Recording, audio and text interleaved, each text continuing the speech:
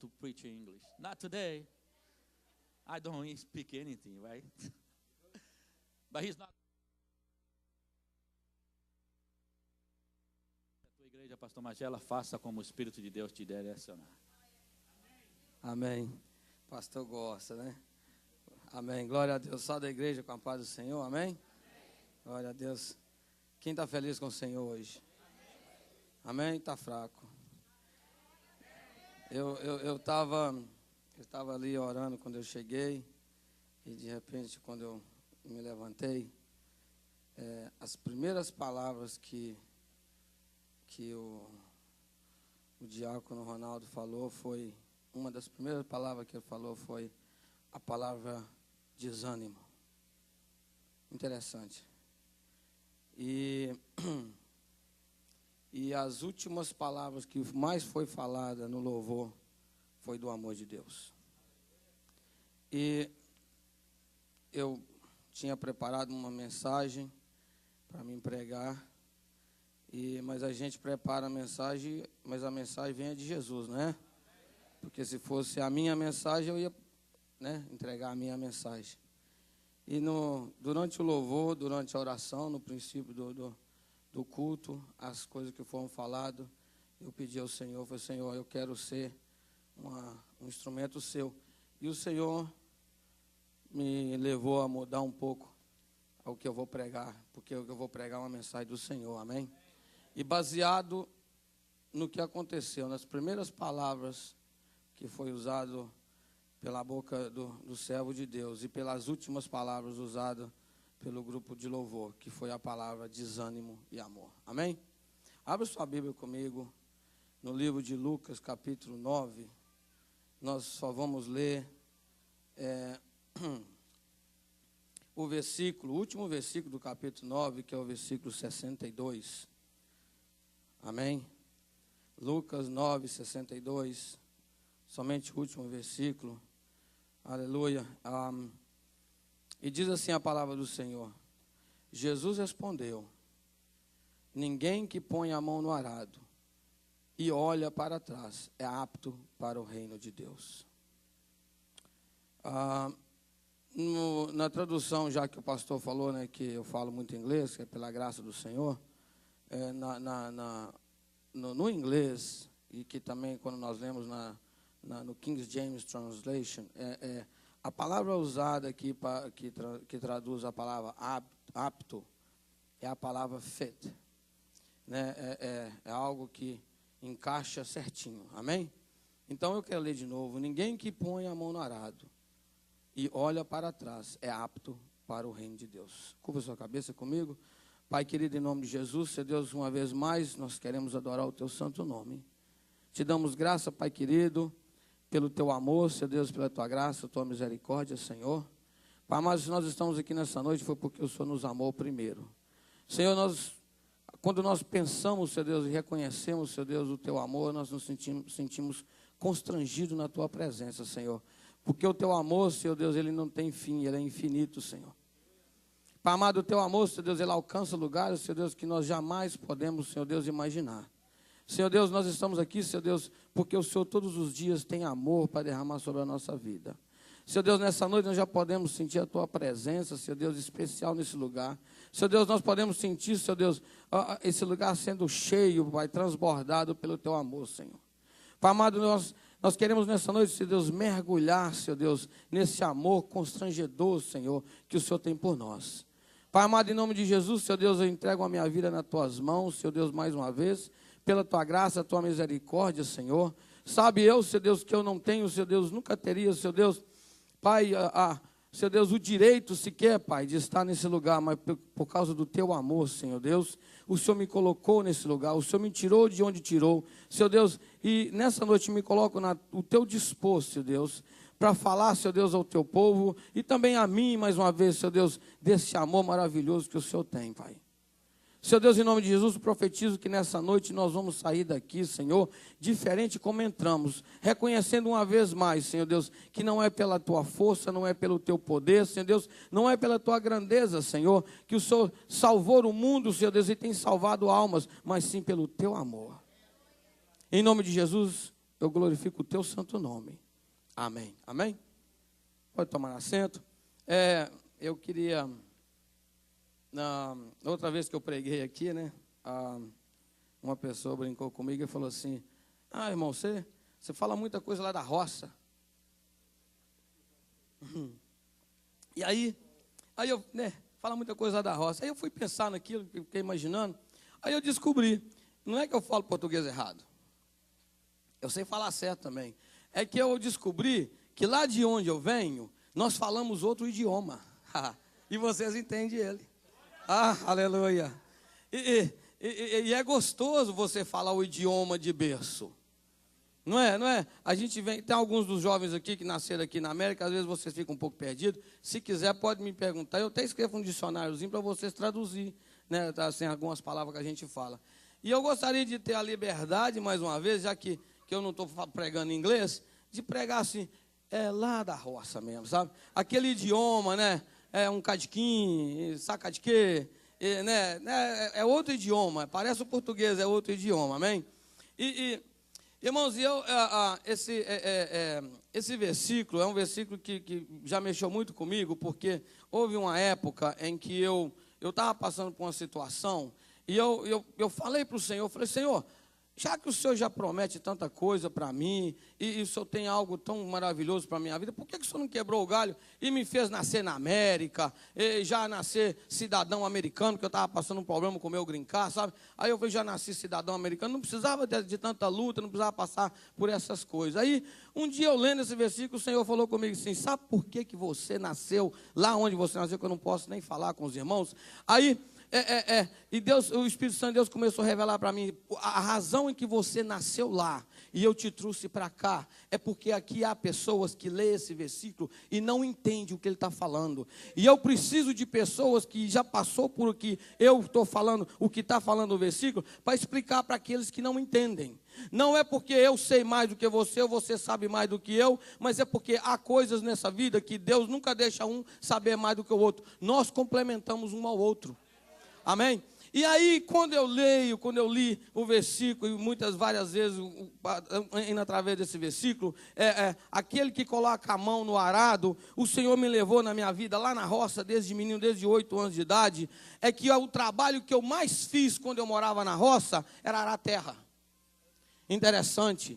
Trabalho pesado, e quando você lê o versículo não fala aquele que empurra o arado, aquele que puxa o arado, ele fala aquele que coloca a mão no arado, porque a pessoa que trabalha arando terra, ele não faz força, ele cansa, mas ele não faz força, porque a gente simplesmente coloca a mão no arado para manter ele balanceado. É o boi quem puxa. É o arado quem quebra a terra. A pessoa que coloca a mão no arado, ele simplesmente caminha atrás do arado o dia todo, e é cansativo. E são horas e mais horas com o sol batendo nas costas, e você vai atrás daquele boi. Eu quero trazer um pouquinho assim da coisa da roça, para nós entender o que o Senhor quer falar com o nosso coração nessa noite. Quando eu arava a terra, eu lembrava que o boi, quando ele é treinado a arar a terra, a gente usava uma junta de boi, que a Bíblia também fala muito sobre isso. A gente usava uma junta de boi, e os bois conhecem, eles sabem, ele já é treinado de tal maneira que quando ele está indo, o boi do lado esquerdo, ele está sempre para o lado de dentro da terra que está sendo arada. E o boi do lado direito está sempre para o lado de fora, aonde a terra não foi arada. Quando você chega no final, que a gente chama o final da linha, aí os bois fazem a volta, quase pisam em cima de você, e já pega de novo aquela linha, e volta de novo naquele passo devagar, o boi da esquerda para o lado de dentro, e da direita para o lado de fora. E assim a gente vai, todo o tempo. Interessante é que a pessoa que vai caminhando atrás do arado, a pessoa que está trabalhando atrás do arado, eu até andei pensando uns dias que os modelos que caminham no catwalk, eu acho que eles tiraram a ideia de caminhar assim com um pezinho na frente do outro, é que foi tirada a pessoa que trabalha arando terra, porque para você não machucar, para você não torcer o pé, para você não pisar num estrepe, né? Para você não pisar num estrepe, ou não pisar num torrão, você tem sempre que pisar dentro da linha aonde o arado passou. É uma caminhada e o fim do dia, o seu corpo só está doendo a escadeira, porque você passa o dia todo com um pé na frente e outro atrás, um pé na frente e outro atrás. E não pode balancear, porque se você balancear, o arado sai da linha. O boi não corre, nunca, mas ele não para. Se você soltar o arado, se você andar com o arado todo, se você está segurando o arado certo ou não, ele tá nem rasgando o que você está fazendo, ele está puxando. Ele vai levando o arado, é você que tem que conduzir. E eu me lembro que no processo do arar a terra, às vezes acontecia que a gente estava arando a terra e cansava, né, esses ossos aqui doem, de tanto você andar com um pé na frente e outro atrás, aí a gente tentava andar no meio do lado que não foi arado. Mas do lado que não foi arado, existe os tocos talvez da colheita passada, ou é um lugar que ainda não foi plantado, onde tem ervas, tem espinho, tem mato, aonde está tudo sujo. Se você pisar ali, você corre o risco de pisar em algo e machucar o seu pé. Do lado que a terra foi arada, a terra ela é tombada, então ela tomba, ela forma torrões, e se você tentar caminhar em cima dos torrões, você vai torcer o pé ao ponto de ter que quebrar o pé. Então, você tem que andar no meio, na linha, seguido certinho, no mesmo passo. Interessante é que do lado da terra arada, a terra está tombada, já não existe mais mato. Mas do outro lado tem os matos, tem os espinhos. E eu gostaria de trazer um pouquinho para o lado espiritual, que do lado da terra arada é onde vai ser plantada a semente. Do outro lado, onde está sujo, representa o nosso passado, representa as coisas que passou, representa aquelas coisas que ainda não foi transformada, representa ainda aquelas coisas que Deus está trabalhando na nossa vida, representa ainda o caráter que não foi ainda formado, representa ainda a nossa maneira de agir, a nossa maneira de falar, representa ainda a falta de fé, ou representa a maneira que você vive a sua vida. Enfim, o lado que a terra não foi arada é um lugar que ainda necessita ser trabalhado. Interessante que a época certa de arar a terra sempre começa no mês de setembro, porque no mês de outubro e novembro é quando você tem que plantar, tem que olhar o tempo, é na época certa. Você não ara a terra no mês de janeiro, porque senão quando chegar na época do plantio, tem que fazer de novo. Também você não pode arar muito perto da chuva, porque se você arar muito perto da chuva, você vai acabando de arar a terra, chove, aí em vez do mato que vai por debaixo, ele descompor debaixo da terra, ele vai azedar, aí você planta em cima de uma terra azeda, a semente não nasce, ou se nasce, o milho ou o que você planta cresce meio amarelado. Espero que o Senhor esteja abrindo aí o coração da gente, né? E aí, por causa do tempo, então, as coisas são feitas no seu determinado tempo. Outra coisa que eu me lembro de quando a gente arava a terra, irmãos, isso aqui é só para preparar a terra, né? Para o Senhor, para o Espírito Santo plantar aquela sementinha, amém? Nós estamos preparando a terra aqui. Aí eu lembro que quando a gente arava a terra, às vezes o que acontecia, por exemplo, estava mais ou menos ali, dava 10 horas da manhã, o zóio de gato entende o que eu estou falando, dava 10 horas da manhã, aquela fome, né, que a fome estava comendo a gente, né? Aí você estava naquela fome, doido para dar uma sentadinha, as pernas doendo e tudo. Aí, e só acontecia, parece que é algo desenhado, só acontecia que o menino que trazia a marmita, ele nunca vinha quando a gente estava indo para o lado que ele vinha, ele só vinha quando ele estava de costa. Aí, quando ele estava atrás do boi, oh, meu Deus, o sol está rachando, aquele cansaço. Aí você pensando, cadê aquela marmita, né, de feijão com farinha torrada na hora, um torresminho em cima, né, um moinho de cebola, umas bananinhas fritas, aquela comida assim. Aí, você pensando naquela abobrinha batidinha, né, pastor, com aquela pimenta verdinha, malagueta. Aí, você está pensando naquela comida, de repente o menino gritava lá na tronqueira, o almoço. Aí você olha para trás, o almoço chegou. Aí, o arado saía fora. E interessante que quando o arado sai fora da linha, né, Tim? Quando o arado sai fora da linha, ele nunca sai para o lado da terra arada, ele só sai para o lado do mato. Aí, quando ele sai para o lado do mato, ele cria uma linha por fora, deixando uma ilhazinha de mato. Aí, quando o boi volta de novo, na vinda, o boi já não vai mais lá para consertar o que ficou para trás, ele passa na última linha. E você continua arando. Interessante é que depois que a terra está arada, depois que já plantou o milho, e você dá uma passadinha ou quando vai dar a primeira capinada no milho para limpar o mato ao redor do milho, aí você passa no cavalo lá na estrada e olha lá no meio da roça, você vê o seu milho crescendo assim, mas existe uma ilha de mato dessa altura. E todo mundo vê. E interessante é que toda vez que alguém passa perto de uma terra arada dessa maneira, existe sempre uma piada. Aquele ali estava bêbado quando estava arando a terra. É interessante é que quando fica aquela falha na preparação da terra, todo mundo sabe que houve uma falha. E aquela falha fica marcada. Você vai esperar agora outra estação.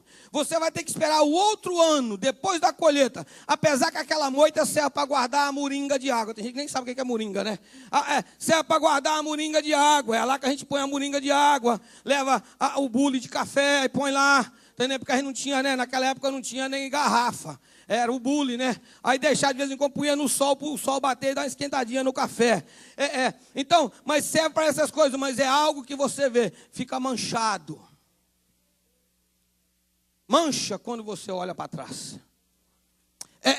Interessante é que se você tentar caminhar com as pernas abertas, né, uma na terra arada e outra na terra do mato, vai acontecer ou você vai pisar o pé falso num torrão, ou você vai pisar em um toco, você vai tropeçar, e já aconteceu algumas vezes de a gente perder o arado, e quando perde o arado, aí o boi vai embora, você tem que sair correndo para pegar o arado de novo. Aí a sua terra arada, a sua linha fica sempre torta.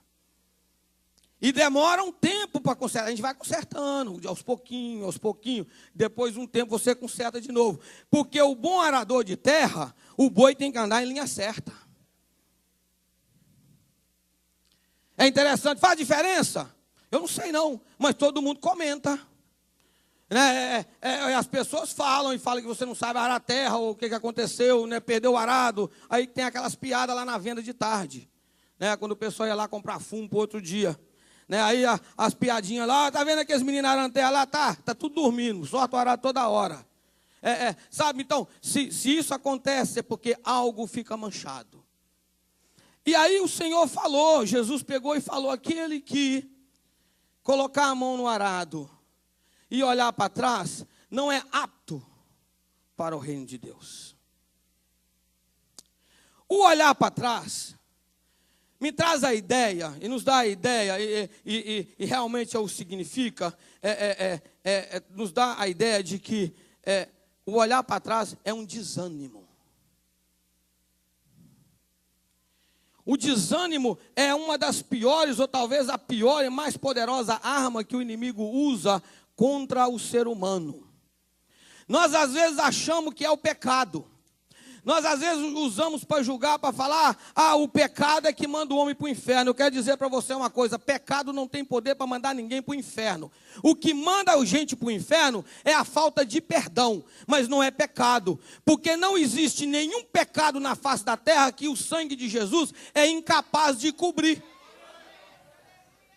Então não é o pecado que a pessoa cometeu que manda ele para o inferno. É a falta de pedir perdão é que leva ele para lá.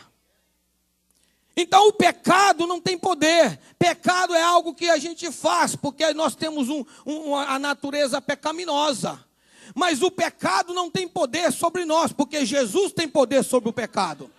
A Bíblia fala que Jesus é rei dos reis. Eu até falei isso hoje de manhã.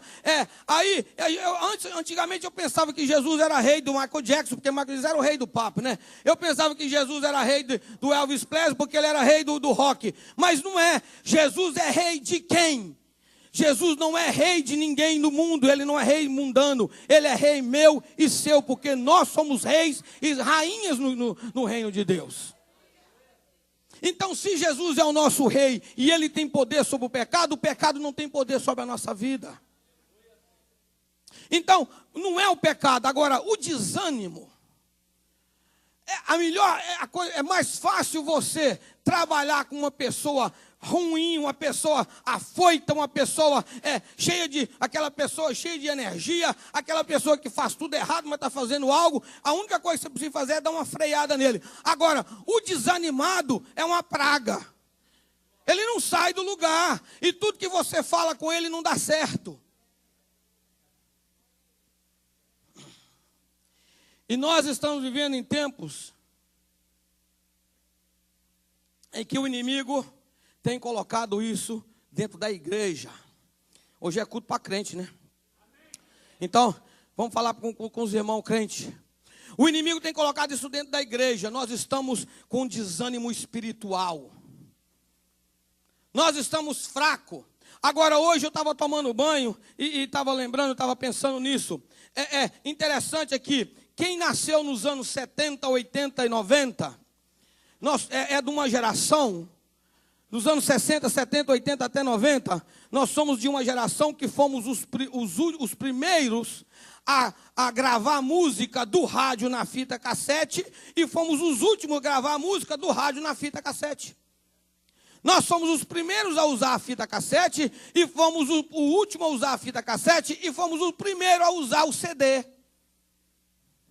Nós somos de uma geração, eu só estou dando algum exemplo. A nossa geração, a minha geração, nós somos os últimos de muitas coisas e os primeiros de muitas coisas.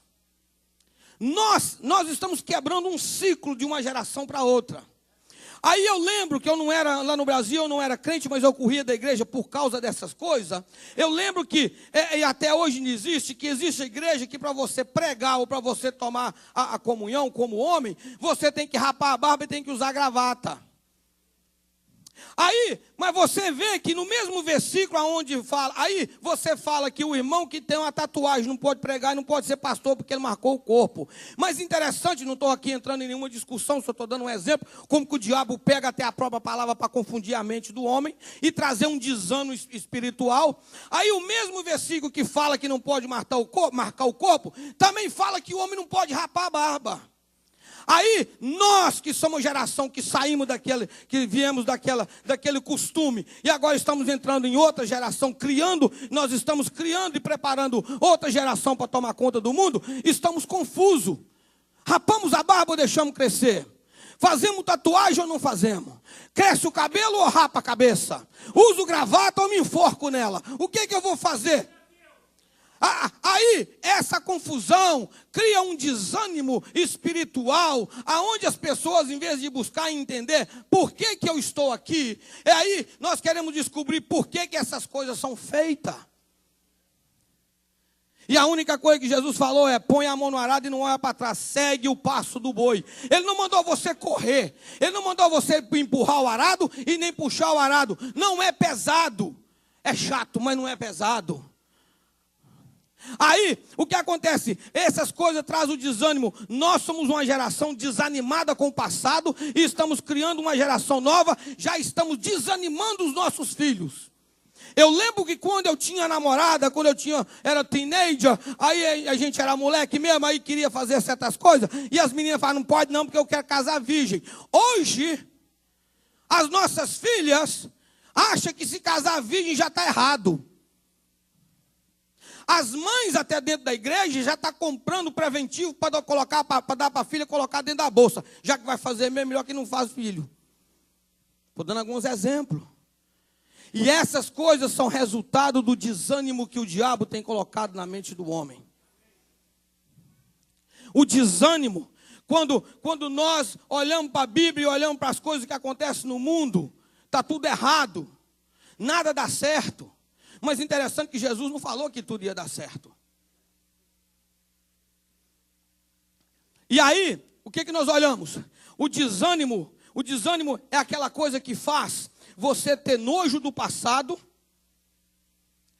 faz você ter nojo do seu passado, faz você ter desgosto com o seu presente e faz você ter dúvida do seu futuro.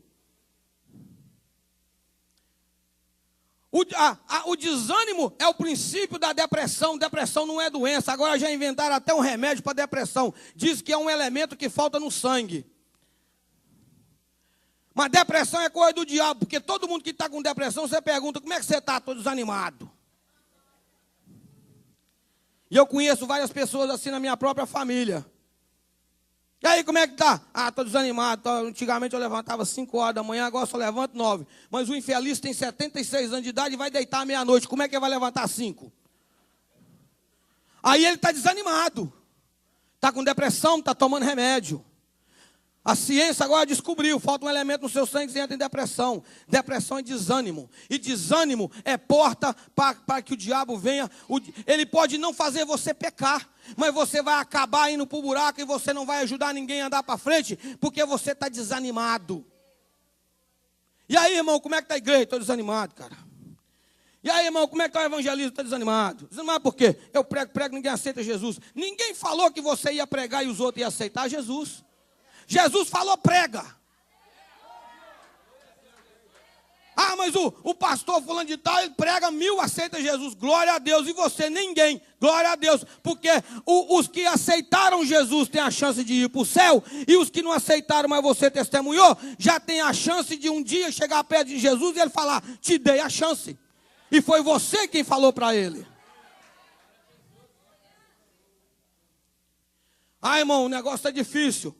O desânimo, ele faz você falar mal do seu trabalho. O desânimo faz você falar mal do seu esposo. O desânimo faz você falar mal do seu marido. O desânimo faz você falar mal da sua gordura ou da sua magreza. A pessoa está desanimada, ele não gosta dele. Ele não gosta de ninguém. Ele não gosta do trabalho dele. Ele não gosta do carro dele. Ele não gosta de quanto ele ganha. Ele não gosta de quanto que ele paga. A gasolina está alta. O feijão aumentou o preço. A água, Deus me livre, não dá nem para beber mais. A Coca-Cola já nem tomo. Eu não vou comer mais no restaurante, eu não vou comprar mais roupa nova, mas a minha roupa está feia, aí eu não sei o que vou fazer, aí eu estou aqui nesse país, estou doido para ir para o Brasil, chega lá no Brasil, quase se mata, passa para o México para voltar para a América.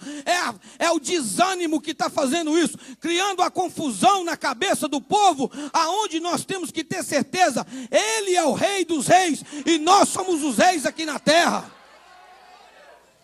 E um rei não é confuso, um rei não é desanimado, um rei tem postura, um rei tem palavra, um rei caminha de cabeça alta, um rei anda bem vestido, um rei paga o que custa, um rei tem valor. Mas o desânimo está tirando tudo. O desânimo está tirando a sua coroa real. O desânimo está tirando a sua roupa, a sua veste real. O desânimo está te tirando você do palácio e está colocando no meio do barro. O desânimo está te tirando na posição de rei. O desânimo está te calando a boca, porque um rei também é um juiz. E você não está sendo juiz sobre a terra, porque o desânimo está te calando a boca. O diabo não está tocando em você. Ele não está te fazendo pecar. Você não está traindo o marido, você não está traindo a esposa, você não está roubando, você não está mentindo, mas não está fazendo nada. E Jesus falou que aquele que coloca a mão no arado e olha para trás, não é apto de entrar no reino de Deus. Essa mensagem é para quem vem na igreja para ir para o céu.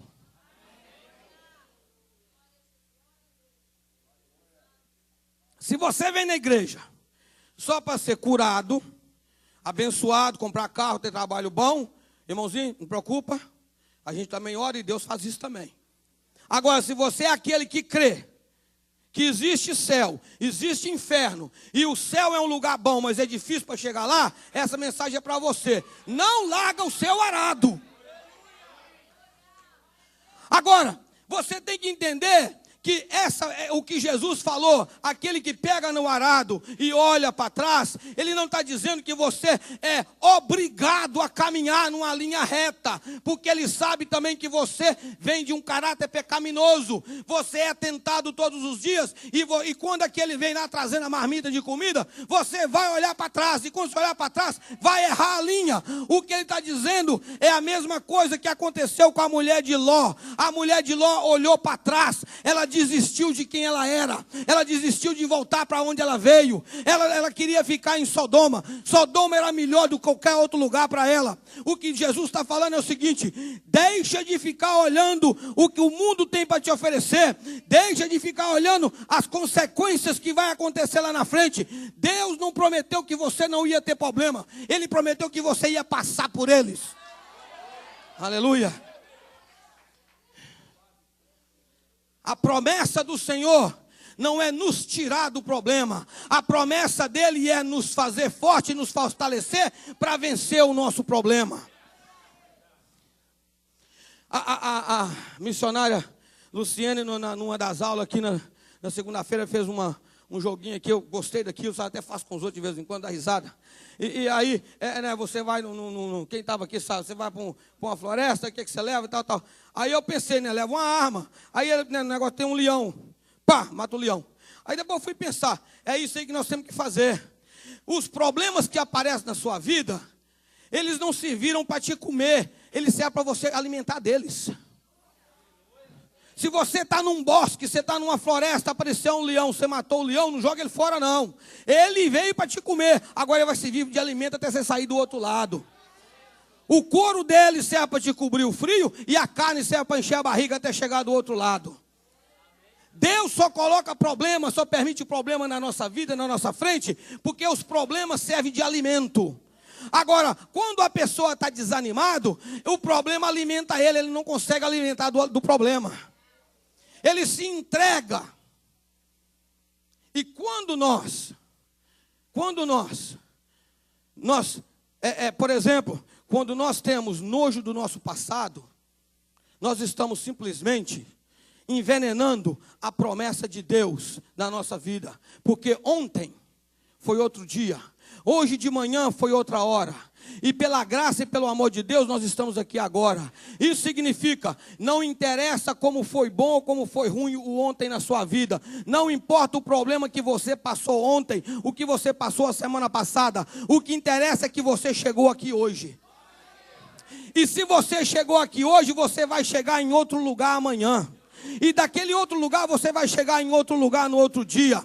Agora, quando você tem nojo, quando você tem desgosto do seu passado, quando você tem nojo do seu passado, mas pastor, meu passado é feio, não interessa, mas lá no passado Deus também estava com você. Foi lá no passado que Ele falou com você para você vir aqui hoje nessa igreja. Então você tem que abençoar o seu dia de ontem e você tem que abençoar o seu dia de hoje e crer que amanhã o Senhor tem outra promessa para você.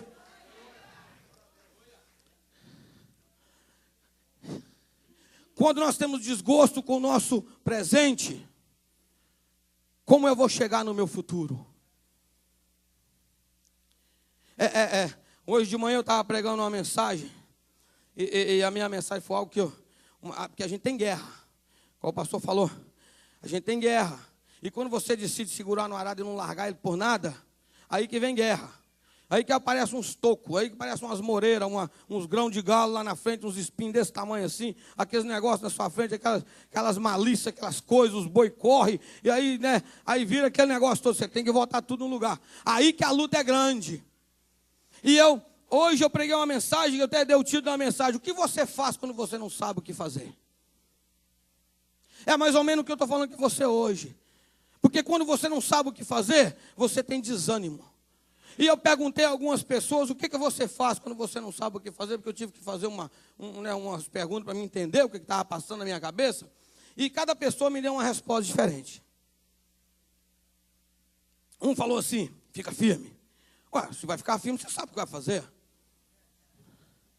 Aí perguntei para o outro, o que você faz quando você não sabe o que fazer? Ora. Então você sabe o que fazer. Vai orar, Deus responde. Vá. Não é? Perguntei outro, ele falou outra coisa que eu não me lembro agora. O terceiro foi engraçado, que eu perguntei, o que você faz quando você não sabe o que fazer? Vou pescar. Interessante que teve duas pessoas na Bíblia que não sabiam o que fazer, ou estavam meio desobediente, foi pescar e o bicho pegou para o lado desse. Não aconteceu nada, o resultado deles não foi muito bom não. Um saiu de lá parecendo um camundongo. Perdeu o cabelo, perdeu tudo, caiu o cabelo, saiu todo enrugado. Imagina, ficou 3 dias dentro da barriga de um peixe. O peixe vomitou ele lá, aquela coisa, imagina como é que não saiu. O outro foi Pedro, o Pedro não foi tão mal, passou trabalhando a noite toda, pescou, não pegou nada. Quando você não sabe o que fazer, é a hora que o diabo vai trazer o desânimo para a sua vida.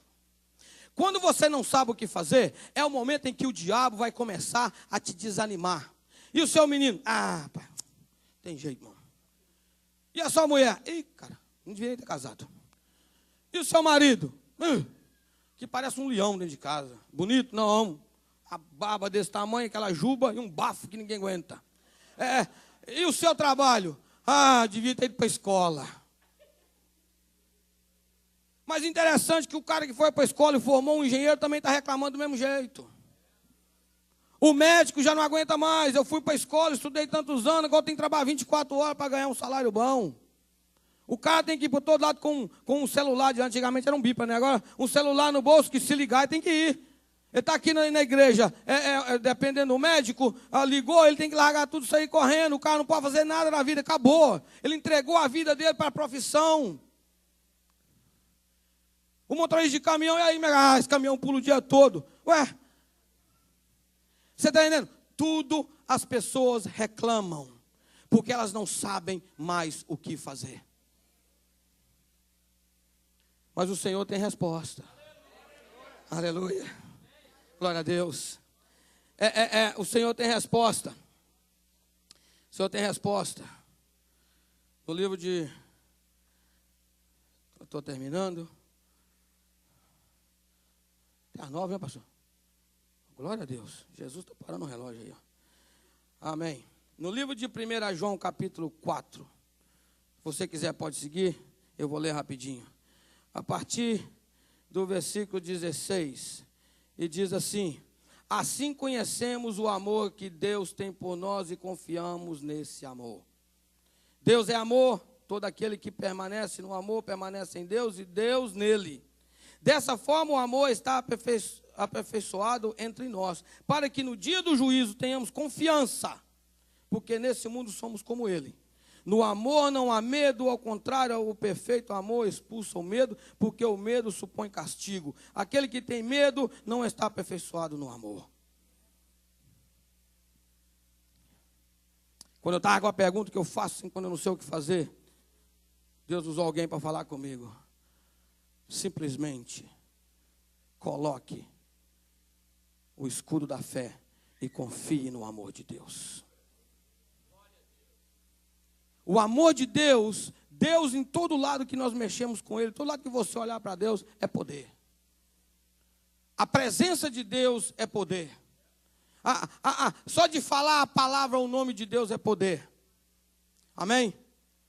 Mas o que vem à frente de Deus não é o poder dele, é o amor dele. Antes que ele venha com poder, o amor já foi, já voltou, e foi de novo, e voltou de novo, e já deu volta, e já veio, já veio, já veio.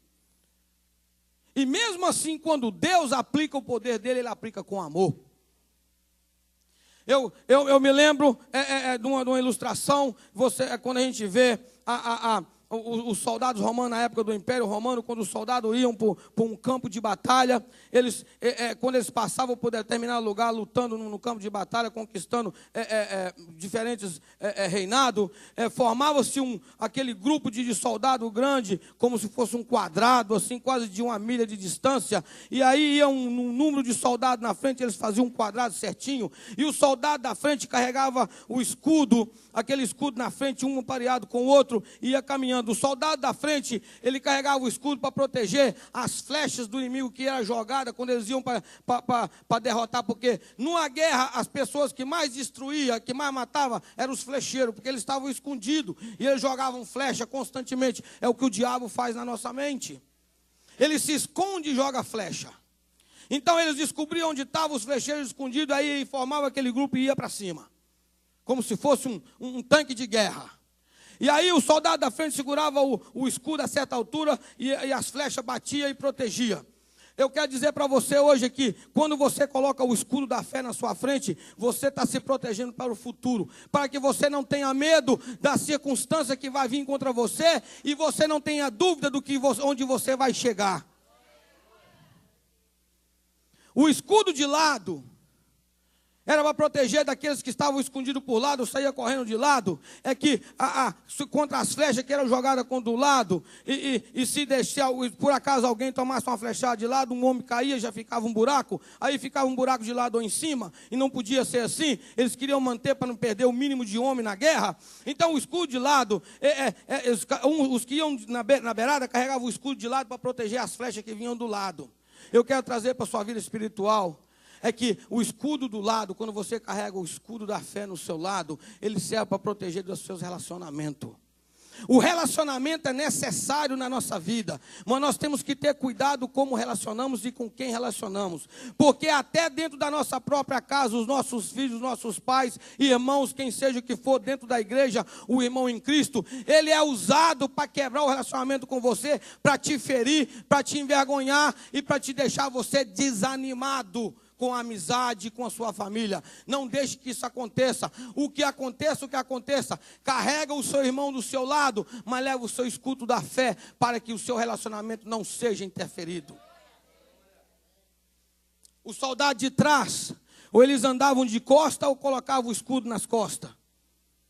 Era para proteger daqueles que, quando eles passavam e lutavam, muitas pessoas às vezes fingiam de morto, ou estavam só machucado, e ainda podia atirar uma flecha. E um homem perdido era um homem perdido.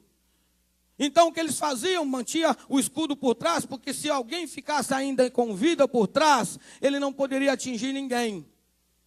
Eu quero trazer para a sua vida espiritual hoje, para você entender. Mantenha o seu escudo da fé nas suas costas, para proteger dos lugares que você passou, das vergonhas que aconteceu e das coisas que o diabo quer trazer para jogar em você de novo. Você não tem que ter nojo do seu passado, mas o seu passado ficou lá.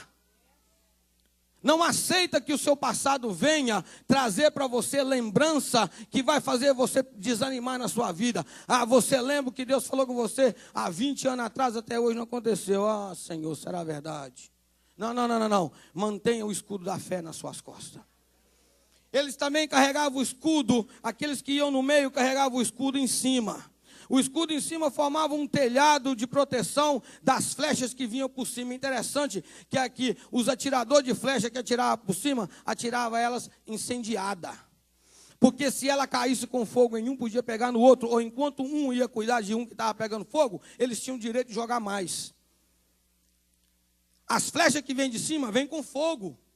Mas você tem que manter o seu escudo de fé protegendo a sua cabeça, porque isso significa o seu relacionamento com Deus. Não deixa que nada venha interferir no relacionamento que você tenha com Deus. Não é o que o pastor falou que você não gostou, não é que a sua esposa é incapaz de ser submissa. Não é que o seu marido não consegue te amar como a igreja manda. Não é porque o irmão não é do jeito que você quer. Hoje eu estava falando com uma pessoa, a pessoa deu 1000 desculpas para não ir na igreja. Ah, mas o povo na igreja assim, o povo na igreja assim. A gente tem que parar de olhar para os outros, eu tenho que olhar para mim. A Bíblia fala, cabe-se ao homem examinar a si mesmo. Se eu vejo um erro no meu irmão e eu posso ajudá-lo, amém. Se eu não posso ajudar, larga o irmão errado e segue o seu caminho. Não larga o seu arado, porque enquanto você vai prestar atenção no irmão errado, o seu arado vai sair da linha. É o que Jesus está falando. Não desanime. Não desanime, há muita gente que desanima por causa de que o pastor fez isso, ou porque o irmão fez aquilo, ou porque o louvor não foi bom, ou porque a música foi assim, ou porque a minha esposa é assim, o meu filho não vem para a igreja, isso acontece. Se Deus prometeu para você alguma coisa, vai acontecer. O tempo é dele, existe uma época e uma estação para todas as coisas. Se ainda não é tempo de plantio, não é tempo de plantio. Se ainda não é época de arar a terra, não é época de arar a terra. E até você arar a terra, até vir a época do plantio, até vir a chuva, um plantio de milho leva 4 meses para ser colhido. É um bom tempo que você tem que esperar. Há muita coisa que vai acontecer até o dia que Deus venha cumprir aquilo que Ele prometeu na sua vida. Não desanime. Não desanime. Se Deus prometeu, Ele vai cumprir. Se Deus começou uma obra na sua vida, você às vezes olha para você mesmo, que isso acontece comigo. Meu Deus, eu tenho 20 anos que eu sou crente. E tem coisa que ainda estou lutando até hoje. Não interessa. Se Deus tivesse com pressa, Ele já tinha me matado ou feito algo comigo. Ele está trabalhando segundo o conhecimento e a sabedoria dEle. Não é o meu tempo, é o tempo dEle. Eu não posso desanimar comigo. Eu não posso desanimar com a minha fé. Eu não posso desanimar no que está acontecendo. Nada está dando certo, não importa, continua fazendo, você está treinando. Uma pessoa um corredor, um jogador de futebol, qualquer atleta, uma pessoa, um nadador, ele passa 1 ano, 2 anos treinando para um jogo. Ele passa tempo treinando. Um soldado, um atirador de elite, ele passa a vida toda treinando para dar um tiro. E tem muitos deles que nunca usou a arma, mas ele nunca desanimou de ser o que ele é. O mundo lá fora não desanima. O mundo lá fora sonha. O mundo lá fora avança. O mundo lá fora se protege. O mundo lá fora sabe. O mundo lá fora tem desejo de conquista. Nós que somos os reis, que estamos debaixo do reinado de Cristo, estamos desanimando todos os dias, porque pequenas coisas estão acontecendo.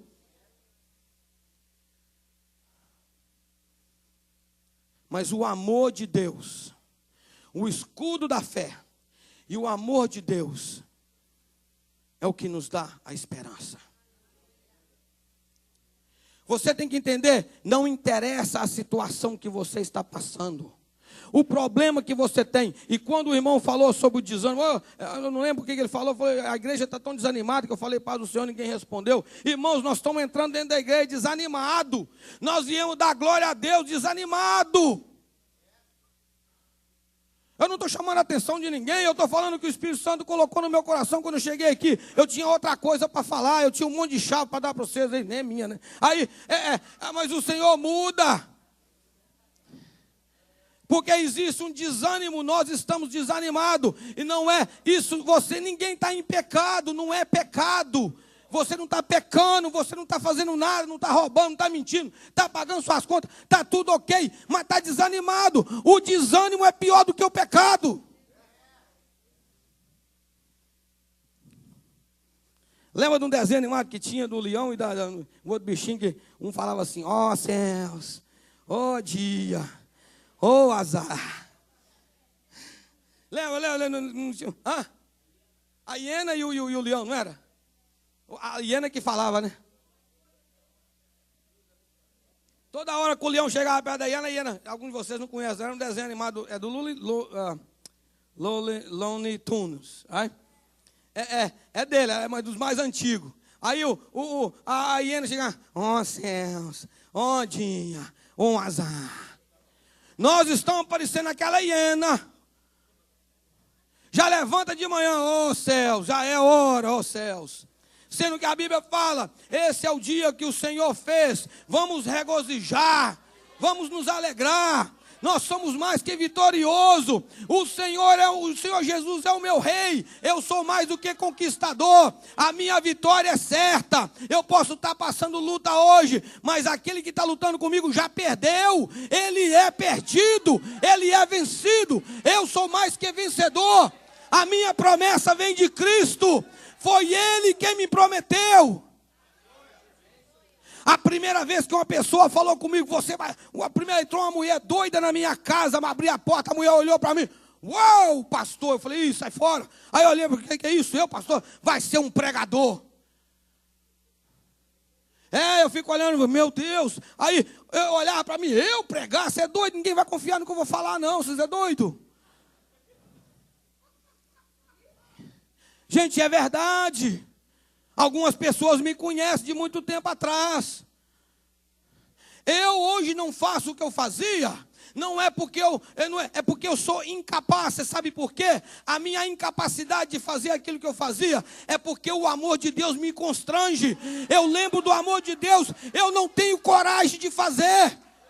Mas de vez em quando dá vontade, nós somos humanos. Há coisas que você quer voltar lá atrás. Há coisas que às vezes bate na sua porta. É aquele passado infeliz que vem atrás de você jogando seta. Mas aí eu estou com o escudo da fé e agarrado no amor de Deus. E quando aquilo vem na minha mente, o amor dele me constrange. E eu olho, meu Deus, se eu fazer, o que vai acontecer com o amor de Deus comigo? Não é a penalidade, não. Ele me perdoa, porque a Bíblia fala. Se andares na luz como ele na luz está e confessares os vossos pecados, ele perdoa todos os pecados. Então, ele perdoa todos os pecados. Não é que eu estou com medo dele me matar, me bater, me xingar, brigar comigo, não. É que vai doer o coração de Deus, porque o amor dele é maior de todas as coisas. Aleluia. Eu não traio a minha esposa porque eu tenho medo dela me largar somente, não. Eu não traio a minha esposa, é porque, às vezes a gente imagina, meu Deus, aquela mulher que tem tanto tempo que está vivendo comigo, já passou tanta coisa, aí descobre que eu traí. Imagina o constrangimento, o desânimo, a dor, o choro, o desconforto para o resto da sua vida.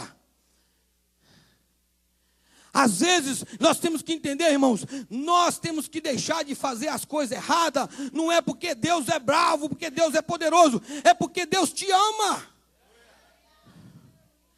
É porque Deus te ama, e o amor dele, nós não podemos correr o risco de passar um segundo sem o amor de Deus. Não é pelo poder, não é pela força, não é pela capacidade. Tudo é possível naquele que confia em Deus. Nós sabemos disso e é verdade, está na Bíblia. Mas nós temos que entender, eu não peco, eu não volto a ser o picareta que eu era 25, 30 anos atrás. É porque o amor de Deus me constrange, vai me doer.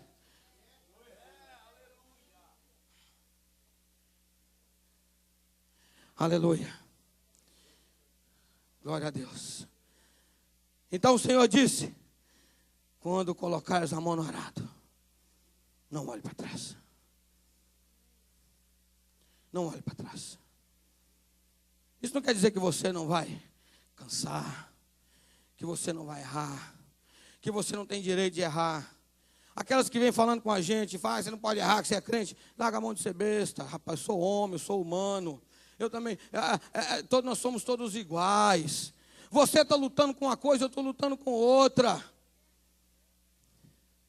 Tem algo que, se eu falar com você, se eu falar para você, irmão, eu luto nessa área, você olha para minha cara e dá risada, mas que é isso? Isso aí é fichinha. Mas aí você fala comigo que você não aguenta fazer, eu olho isso aí eu faço com o dedinho. Cada um de nós, irmãos, temos as nossas fraquezas, as nossas dificuldades. O bonito de Deus é que Ele permitiu que nós tenhamos defeito em áreas diferentes. Porque aonde eu sou forte, você é fraco. Aí eu te ajudo. Aonde você é forte, eu sou fraco. Você me dá uma mãozinha e nós vamos caminhando junto e segurando o arado até o fim do tempo.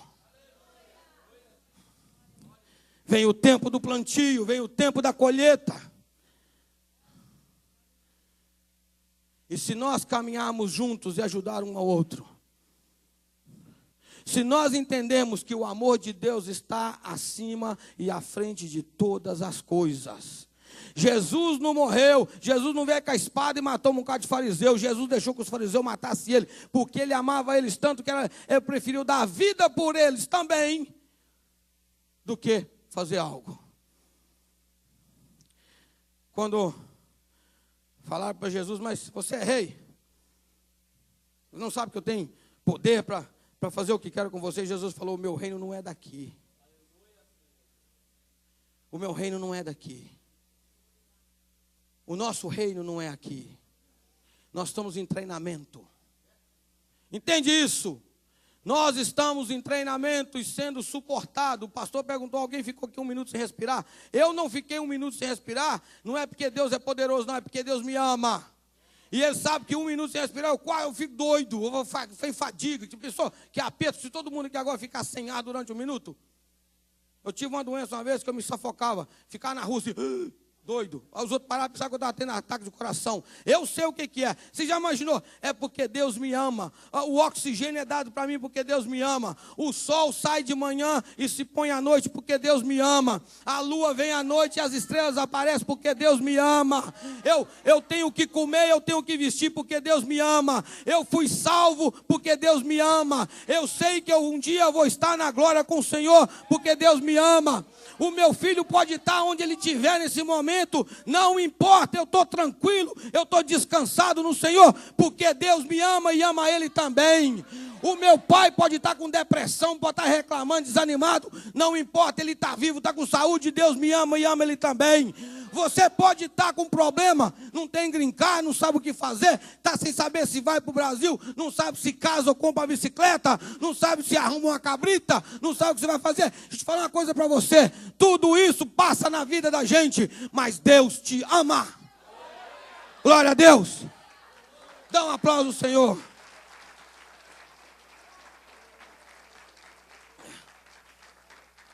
Aleluia. Quero convidar alguém do grupo de louvor. Vamos terminar aqui, amém? Glória a Deus. Glória a Deus. Fui convidar a igreja para me dar mais um minutinho. São 9:06, me dá 2 minutos. Vamos terminar aqui, glorificando o nome do Senhor, porque Ele nos ama. Amém? Pode fazer isso, pastor? Glória a Deus. Amém. Aleluia. Vamos colocar de pé.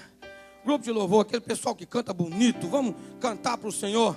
Aquela música bonita, Ele me ama. Ou outra música de amor que você tem aí. Vamos declarar que nós amamos Ele também. Amém? Quem ama Jesus aí? Quem ama Jesus aí? Então é hora de você mostrar para Ele. Fica desanimado não. Vai pescar não. Se você gosta de pescar, vai. Mas não vai desanimado não. Você vai pegar peixe. Porque se você for pescar desanimado, você vai virar isca. O Jonas virou isca. Tá? O Pedro foi pescar porque ele já não sabia mais nada o que fazer. Ele não pegou nada. Mas quando ele voltou da pescaria, Jesus encontrou com ele e falou assim: e aí Pedro, você me ama? E aí Pedro, você me ama? E aí o amor de Deus, o amor de Jesus constrangiu o coração de Pedro. E Pedro falou: Senhor, o Senhor sabe todas as coisas, o Senhor sabe o que está aqui. Eu estou desanimado. Eu estou desanimado, Senhor. Aleluia. A igreja está desanimada, mas hoje vai cair esse desânimo por terra. Vai cair por terra. Aleluia. Declara o seu amor por Ele.